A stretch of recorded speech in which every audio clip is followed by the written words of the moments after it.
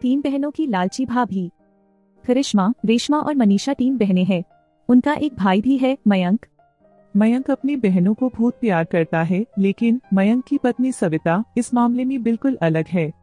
वो अपनी नंदों का जितना बुरा कर सकती है करती ही रहती है और अपनी नंदों पर हुक्म भी चलाती है। करिश्मा, करिश्मा, तुमने अभी तक नाश्ता नहीं बनाया? तुम्हारे भैया को ऑफिस जाने में देर हो रही है। हाँ भाभी, बस अभी बनाती हूँ। करिश्मा, तुम ये ढीलापन छोड़ दो। कल को पराये घर जाना है। वहाँ अगर तुम इस तरह से काम करोगी तो लोग क्या कहेंगे कि माँ ने और भाभी ने कुछ सिखाया नहीं। और तुम्हारी दोनों बहनें कहाँ हैं?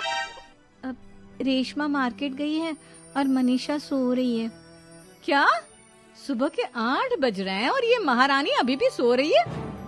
ये कहते हुए सविता अपनी सास दुर्गा देवी के पास जाती है। माँ जी, देख रही हो अपनी बेटियों के तौर तरीके? क्या हुआ बहू, सुबह सुबह क्या कर दिया मेरी बेटियों ने? अरे एक तो अभी अभी उठकर किचन में गई है, दूसरी सुबह सुबह बाहर चली गई और तीसरी अभी तक सो रही है। क्या करूं मैं इन तीनों का? मैं तो परेशान हो गई हूँ। जा जाकर उठा उसे और रेशमा से मैं बात करती हूँ। सविता सीधे मनीषा के कमरे में जाती है और कहती है, महारानी जल्दी उठो, सूरज सर पर आ गया है। भाभी थोड़ी देर और सोने दो ना, मैं रात को लेट सोई थी। वो क्या ना, यूनिट टेस्ट चल रहे हैं। शराफत से उठती है या नहीं, या फिर पानी की भरी बाल्टी डालूं तेरे ऊपर? नहीं नहीं भाभी, मुझे बिस्तर में नहीं लाना, उठती हूँ मैं। मनीषा जल्दी से उठकर सीधे बाथरूम में चली जाती है। सभी आराम से बैठकर नाश्ता कर रहे होते हैं। तभी रेशमा बाजार से सामान लेकर वहाँ आ जाती है। रेशमा को देखते ही सविता उस पर चिल्लाने लगती है। लो, आ गई महारानी। ऐसा भी क्या सामान लाना था जो सुबह आंख मलते ही बाजार की तरफ रवाना हो गई? भाभी, कल आप ही तो चीख रही थी कि घर का सारा सामान मुझे ही लाना पड़ता है, घर में किसी को भी किसी काम से कोई लेना देना नहीं है। अब मैं बाजार जाकर सामान ले आई तो आपको इस बात से भी तकलीफ हो रही है? देख रही हो माँ जी, अपनी बेटी की जुबान कैंची से भी तेज चलती है। और मयंक, आप तो कुछ कहेंगे नहीं अपनी लाडली बहन को? रेशमा, अपनी भाभी से ऐसे बात नहीं करते। चलो माफी मांगो। भैया, मैं क्यों माफी मांगू? आप भाभी से बोलिए ना कि हम पर कम हुक्म चलाया करे। हम इस घर की बेटियां हैं और आपकी पत्नी की ननद है, नौकरानी नहीं। लो कर लो बात। इनकी भलाई के लिए कुछ भी बोलो तो इन्हें बुरा लग जाता है। इस घर में यही इज्जत है मेरी। देख लो माँ जी, आपकी बेटी किस लहजे में मुझसे बात कर रही है। फिर सविता वहाँ से चली जाती है और मयंक भी गुस्से में वहाँ से चला जाता है। फिर करिश्मा रेशमा को समझाती है। रेशमा, तुम्हें भाभी से माफी मांग लेनी चाहिए थी ना। लेकिन दीदी, मैंने कुछ किया ही नहीं तो मैं माफी क्यों मांगू? हाँ करिश्मा दीदी, रेशमा दीदी जैसे ही घर में आई भाभी ही उन पर चिल्ला रही थी। हाँ, मैं मानती हूँ कि गलती भाभी की थी। मैं तो इसलिए बोल रही हूँ कि भाभी ने माँ को तो पूरी तरह अपने वश में कर लिया है। वो हमारी बात सुनती ही नहीं। मयंक भैया हमारे लिए हमेशा खड़े रहते हैं, इसलिए उनकी बात का मान तो तुम्हें रखना चाहिए था ना। कोई फायदा नहीं दीदी, कुछ दिनों की बात और है, भाभी उन्हें भी हमारे खिलाफ भड़का देंगी। फिर वो भी माँ की तरह हमारी किसी बात का विश्वास नहीं करेंगे। इसी तरह सविता अपनी तीनों नंदों को किसी न किसी बात पर परेशान करती रहती। फिर एक दिन मयंक अपनी तीनों बहनों के लिए गिफ्ट लाया। रेशमा, ये तुम्हारे लिए हार का सेट। रेशमा, तुम्हारे लिए सुंदर सी ड्रेस। और मनीषा, तुम्हें किताबें पसंद है ना, तुम्हारे लिए किताबें लाया हूँ। थैंक यू भैया। थैंक यू भैया। थैंक यू भैया। करिश्मा, तुम्हारा नेकलेस कितना सुंदर है। ये भैया कहाँ से ले आए होंगे? मैंने भैया को 3 दिन पहले फोन पर ये डिजाइन दिखाया था और आज भैया ये ले आए। सविता तो अपनी नंदों के गिफ्ट्स देखकर जल गई और करिश्मा का हार तो उसे भी बहुत पसंद आया। अपनी बहनों के लिए कितना अच्छा नेकलेस लेकर आए हैं। मुझे कभी कोई गिफ्ट नहीं दिया। मैं आज ही ये हार चुरा लूंगी। रात में सविता करिश्मा का हार चुरा लेती है। इसी तरह उसे अपनी ननद की जो भी चीज अच्छी लगती वो उसे मांगती नहीं, चुरा लेती। और इसी तरह कुछ ही दिनों में सविता ने मयंक के दिल में भी उसकी बहनों के लिए नफरत पैदा कर दी। और एक दिन मयंक ने करिश्मा और रेशमा के लिए रिश्ता देखा और ये बात उसने घर में सबको बताई। करिश्मा और रेशमा के लिए बहुत अच्छा रिश्ता आया है।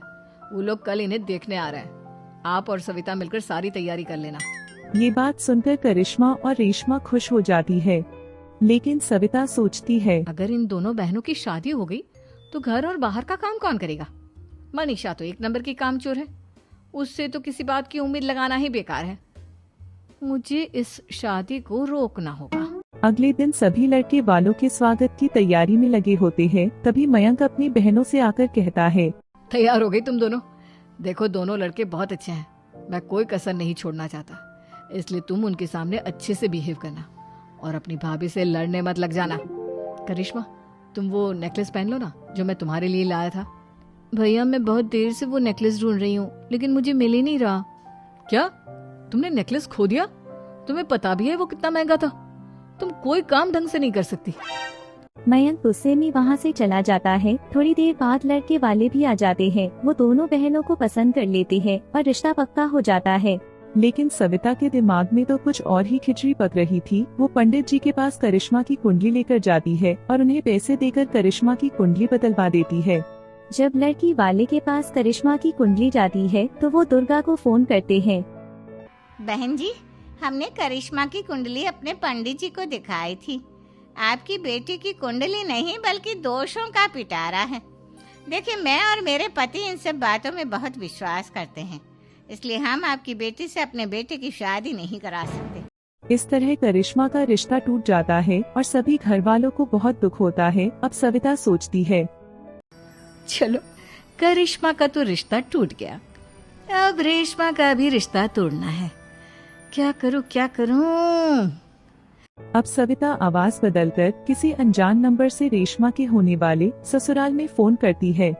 हेलो, मैं कौन हूँ कौन नहीं ये आपके लिए जानना जरूरी नहीं, बस इतना सुन लो कि रेशमा का 2 साल से किसी के साथ अफेयर चल रहा है। बस रेशमा का रिश्ता तोड़वाने के लिए सविता का इतना कहना काफी था। अब रेशमा का रिश्ता भी टूट गया। मयंक और दुर्गा ने भी खूब खरी खोटी सुनाई और उससे बार बार उस लड़के के बारे में पूछने लगे। आप दोनों मुझे क्यों परेशान कर रहे हो? अरे कोई लड़का होगा मेरी लाइफ में तो मैं बताऊंगी ना, जब कोई है ही नहीं तो कहाँ से लाऊं मैं कोई लड़का? तो तेरे होने वाले ससुराल वालों को फोन किसने किया था? माँ मैं नहीं जानती किसने फोन किया था, मैं सच कह रही हूँ। मैं तो पहले ही कह रही थी इसकी लगाम खींच कर रखो, लेकिन मेरी सुनता ही कौन है। आप चुप रहिए भाभी, ये सब आपका ही किया धरा है। अब तीनों बहन को विश्वास हो गया ये सब उनकी भाभी ही कर रही है। तीनों बहन अपनी भाभी को सबक सिखाने के लिए एक वकील कर लेती है और घर में हिस्सा मांगती है। देखो भैया, माँ बाप की जायदाद में जितना बेटों का हक होता है उतना ही बेटियों का, इसलिए इस घर के 4 हिस्से होंगे और हमें अपना हिस्सा चाहिए। मैंने तुम्हारे लिए क्या क्या नहीं किया और तुम इस घर में हिस्सा मांग रही हो? भैया, आप और माँ हम बहनों की कोई बात नहीं सुनते हो और भाभी हमारी शादी नहीं होने देगी क्योंकि उन्हें लगता है कि आप हमारी शादी में ज्यादा पैसा लगाओगे और उन्हें हम जैसी फ्री की नौकरानी कहाँ मिलेगी। तो हम भाभी के साथ तो रह नहीं सकते, हम बहनों को अपना हिस्सा चाहिए। अरे तुम्हें शर्म आनी चाहिए अपने भाभी पर ऐसा इल्जाम लगाते हुए।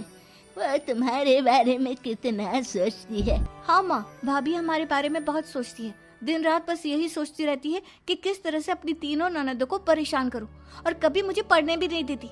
दोनों बहनों का रिश्ता भी तो इन्होंने ही तोड़वाया है और रात में हमारे कमरे में आकर हमारी चीजें भी चुराती हैं। इसी तरह सविता की तीनों ननद अपनी बात पर अड़ी रही।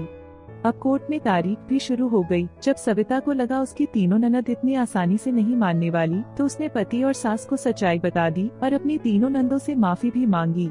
मयंक और दुर्गा को भी अपनी गलती का एहसास हो गया और अब सविता खुद उनके लिए एक अच्छा रिश्ता ढूंढती है और उनकी शादी करवाती है।